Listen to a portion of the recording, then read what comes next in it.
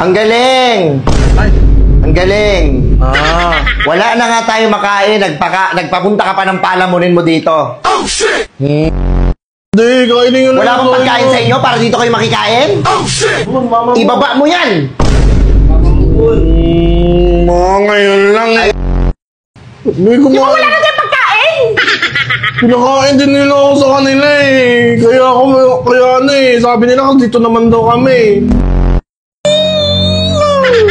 Huwag mo kung anong ganyan-ganyan mo, ha? Oh, shit! Papasagin yung mukha mo.